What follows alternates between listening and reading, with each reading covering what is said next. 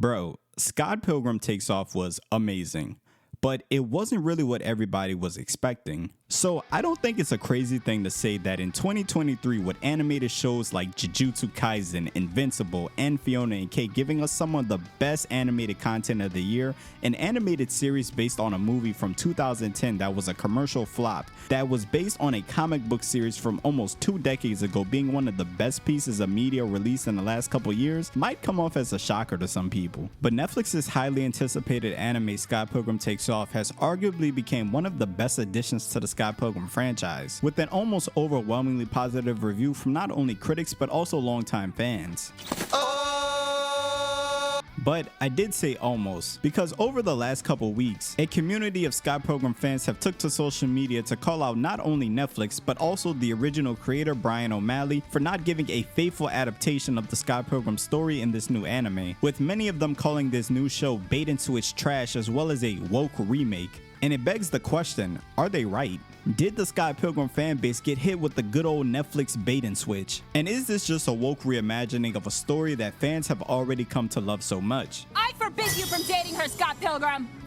Cool, thanks Julie, bye! But before we get any deeper into this video, I highly suggest you check out Scott Pilgrim Takes Off if you haven't already. Because not only do I think it's one of the best watches of the year, but there's also no way I can talk about this whole thing without spoilers. So, just keep that in mind. Let's go back to August 18, 2004. And a Canadian cartoonist named Brian Lee O'Malley just released his second graphic novel based on the Canadian band Plumtree's 1998 single Scott Pilgrim. But little did O'Malley know that this graphic novel would go on to become one of the biggest projects of his life. Scott Pilgrim's Precious Little Life would release to critical acclaim, winning O'Malley the Doug Wright Award for Best Emerging Talent, as well as being nominated for 3 Harvey Awards for Best Talent, Best Cartoonist, and Best Graphic Album of Original Work. The story followed Scott, a 23-year-old slacker and part-time musician who lived in Toronto. And Scott's kind of an asshole, who's also dating a high schooler to get over a bad breakup.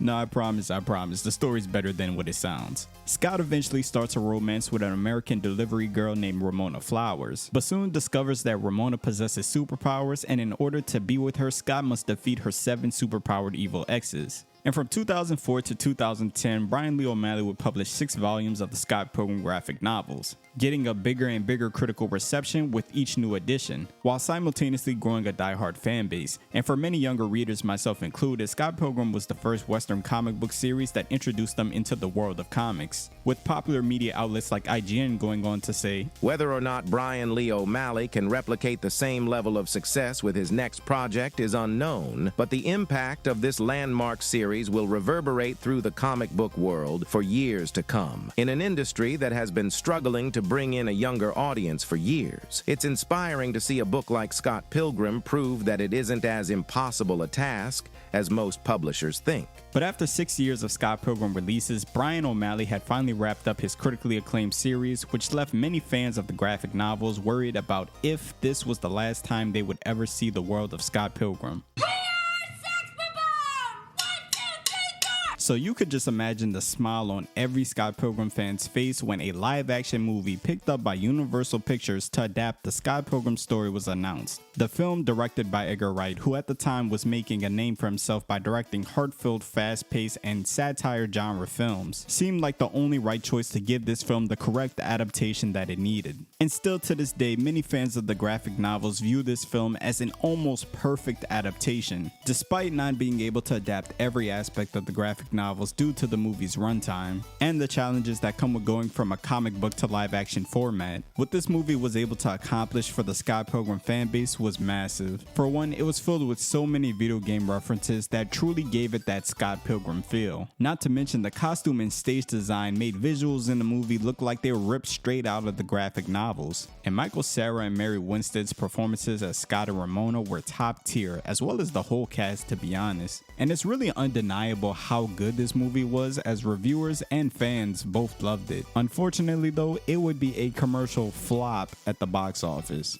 But this would improve after the movie was released on Blu-ray and DVD. with the DVDs including extras including bloopers, outtakes, deleted scenes, storyboards, and an ending that came straight from the comics. All in all, the film has only gotten bigger throughout the years, and to most people you could say it became a cult classic. And after the critical success of the movie, many fans of the Scott Pilgrim franchise began to have much excitement for whatever Scott Pilgrim project would be coming next. Well, these next projects would include a video game for the Xbox and PlayStation, as well as a short Adult Swim animation. And while these smaller additions of the franchise were beloved by the fan base, true fans of Scott Pilgrim only wanted one thing, and that was a fully animated series adapting the graphic novels. But without any news of any new installments for years, it was not looking good for any fans of the franchise. That was until 2023 came around, and Netflix announced that a Scott Pilgrim anime that had been in secret development would be coming out that year. But not only was it announced that this Scott Pilgrim anime was coming out, but it was also announced that Brian Lee O'Malley and Edgar Wright would both be executive producers on the project. And if this didn't make almost every Scott Pilgrim fan ecstatic, it was also announced that almost every major actor from the Scott Pilgrim vs. the World movie would be coming back to reprise their role by voice acting their character in this upcoming anime, which is a crazy thing to see because that movie came out over a decade ago, and many of its actors went on to become some of the biggest names in Hollywood. That just goes to show you the love that people have for this franchise.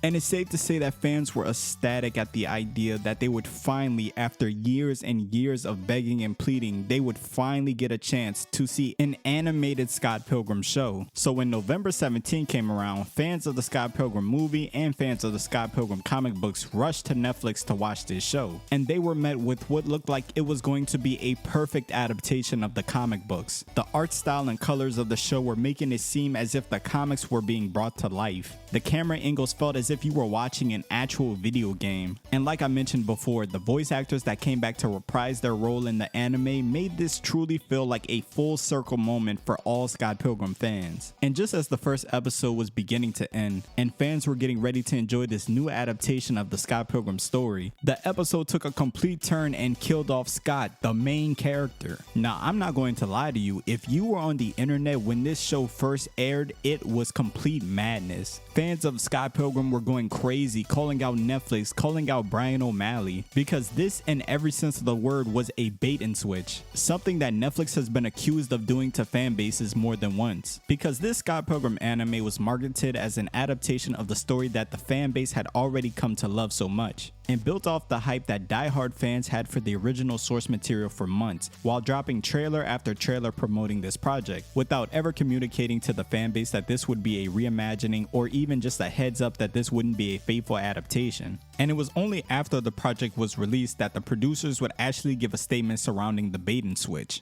Universal thinks that Scott is a success and they want to make more things with it, but not a movie. And they're trying to figure out what they could do. And in that call, Edgar said, I think it could be a cool anime. But then Brian didn't really have like a take for it. He just knew that he didn't want to do the same story again. And we got dinner one night and we were talking about what if there's a way to make Ramona have more to do? What if there's a way to spend more time with the exes? And then I blurted out, what if Scott lost the fight with Matthew Patel? And then also, what if they made a movie based on Scott Pilgrim in the show starring Lucas Lee? And I was kind of kidding, even though I love the idea. And Brian, instead of just laughing, said, oh, I love that. And then we spent hours drinking sake and eating sushi and talking about what that would mean if that was it. And then now it exists. So the through line of that sounds ludicrous, but it happened, so you know I'm not lying because you probably watched it. Now you're probably wondering, if the anime was a complete bait and switch and it doesn't follow the story in the comics, then why did I say it was amazing at the beginning of the video? Well, the simple truth is, because it was. Despite the fact that it's not a faithful adaptation, and despite the fact that a majority of the fan base were fooled by the promotional material, this new retelling of a longtime classic was arguably one of the best shows to drop this year, with some even arguing that it's anime of the year. And don't get me wrong, I would have loved to see an animated version of the Scott Pilgrim comics. And yeah, it does feel weird at times that Scott is not in this anime for a majority of the runtime. But what we got from this new show was arguably more than anything we could have ever gotten from a faithful adaptation. For one, in the comics, a majority of the time that we got to view Ramona was through Scott's point of view, but we never never really got to dive into her as a character, her backstory outside of the evil exes, and how she's every bit a messed up and troubled person just like Scott. But in this new show, we got to see Ramona actually reflect on her internal issues. Without Scott there to take out her 7 evil exes, she actually had to deal with her past rather than running from it, which led to many fans of the franchise viewing this series as much needed character growth. And then we get to the 7 evil exes. Because throughout the comics and movie, they are portrayed to be evil villains of the story, but this series portrays them in a new light, showing that a majority of them aren't actually evil. They're not these wicked people, they're just regular people who were stuck on a girl who did them wrong. And throughout the show, each one's interactions with Ramona not only help her, but also help them find their own clarity that helps them move on with their lives. And it's not like Scott's completely left out of the anime. He still returns towards the last couple episodes of the show with a major role. But while researching for this video, I came across an article by the Harvard Crimson that summarized just why this new Scott Pilgrim show succeeded where other bait and switch shows probably would have failed. Throughout everyone's journey, each character, not just Scott, must conquer themselves and their own demons to come to terms with their histories and baggage before moving forward with the knowledge that they are not alone. Ultimately, although the changes from the original may have been unexpected, this reimagining of Scott Pilgrim's world with less of his presence is exactly what is needed for this iconic franchise to flourish even more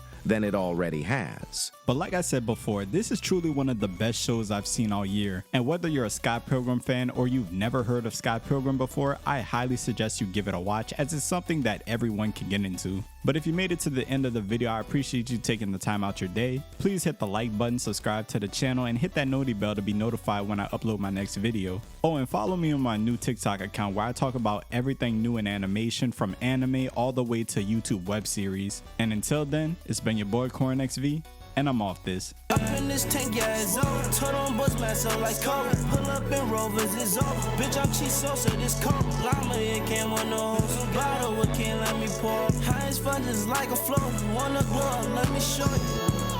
Vlonethugs. I don't need